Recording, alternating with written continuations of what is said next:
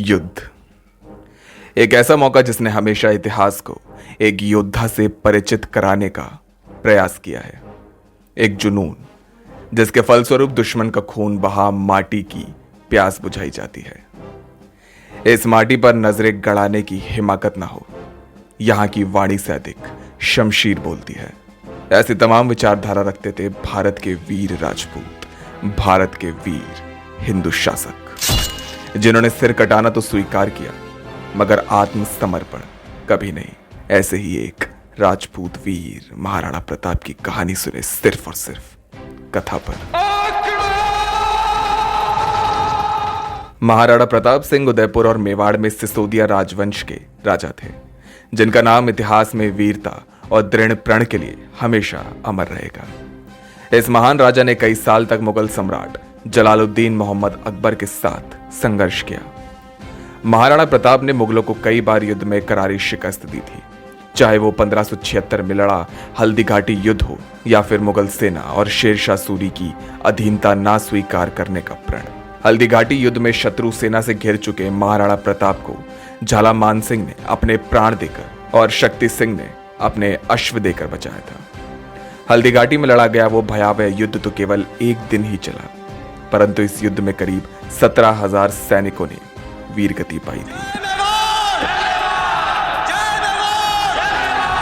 मेवाड़ को जीतने के लिए दिल्ली में बैठे अकबर ने सभी प्रयास किए, मगर महाराणा प्रताप के जीते जी यह संभव न हो सका। महाराणा प्रताप का जन्म कुंभलगढ़ दुर्ग में हुआ था। बचपन से ही प्रताप साहसी, वीर, स्वाभिमानी एवं स्वतंत्रता प्रिय राजा थे। सन 1572 में मेवाड़ के सिंहासन पर बैठते ही उन्हें अभूतपूर्व संकटों का सामना करना पड़ा, मगर धैर्य और साहस के साथ उन्होंने हर विपत्ति का सामना किया। मुगलों की विराट सेना से हल्दी घाटी में उनका भारी युद्ध हुआ था। वहां उन्होंने जो पराक्रम दिखाया वो भारतीय इतिहास में अद्वितीय है। उन्होंने अपने पूर्वजों की मान मर्यादा की रक्षा की और प्रण किया कि जब तक अपने राज्य को मुक्त नहीं करवा लेंगे तब तक राज्य सुख का उपभोग नहीं करेंगे। तब से वो भूमि पर ही सोने लगे।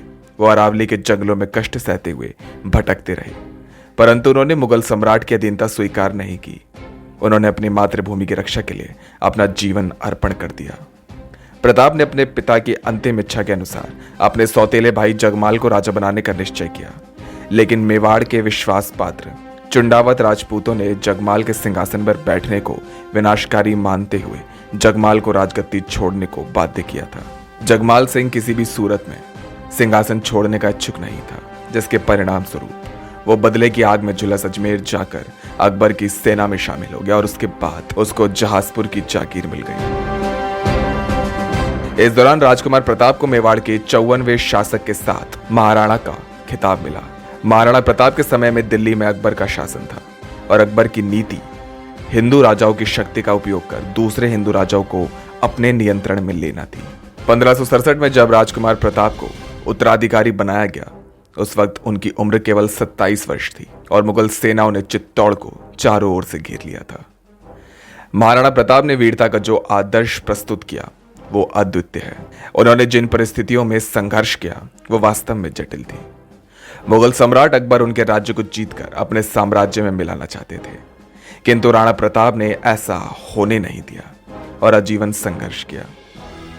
महाराणा प्रताप का कद 7.5 फुट ऊंचा और उनका वजन 110 किलो था।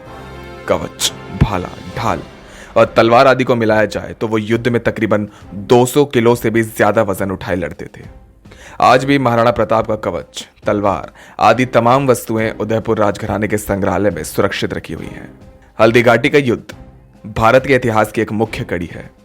यह युद्ध 18 जून 1576 को लगभग 4 घंटों के लिए हुआ था। गौरतलब है कि केवल 4 घंटे। मेवाड़ और मुगलों में घमासान युद्ध हुआ।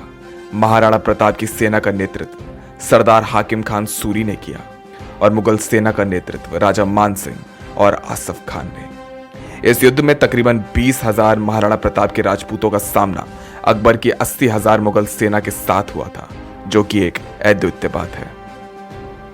कई मुश्किलों संकटों का सामना करने के बाद भी महाराणा प्रताप ने हार नहीं मानी और अपने पराक्रम को दर्शाते गए। इसी कारणवश आज उनका नाम इतिहास के पन्नों पर सुनहरे अक्षरों में अंकित है। अपनी छोटी सेना को छोटा ना समझ उन्होंने अपने परिश्रम और दृढ़ संकल्प से महाराणा प्रताप की सेना ने अकबर की विशाल सेना को धूल चटा दी और उनको पीछे हटने के लिए मजबूर कर दिया। महाराणा प्रताप की वीरता के साथ साथ उनके घोड़े चेतक की वीरता भी विश्व विख्यात है।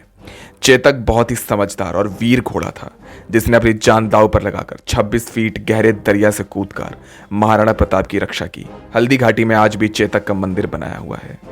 राजस्थान के कई राज परिवार अकबर की शक्ति के आगे घुटने टेक चुके थे, किंतु महाराणा प्रताप अपने वंश को कायम रखने के लिए संघर्ष करते रहे और अकबर के सामने आत्मसमर्पण नहीं किया। जंगल जंगल भटकते हुए तृणमूल व घास की रोटियां खाकर वो गुजर बसर कर अपनी पत्नी और बच्चों को विकराल परिस्थितियों में अपने साथ रखते हुए भी उन्होंने कभी धैर्य नहीं खोया।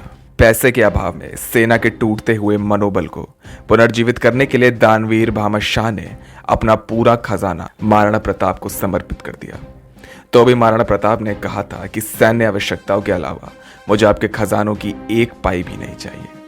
अकबर के अनुसार महाराणा प्रताप के पास साधन सीमित थे, किंतु फिर भी वो झुके नहीं, कभी डरे नहीं।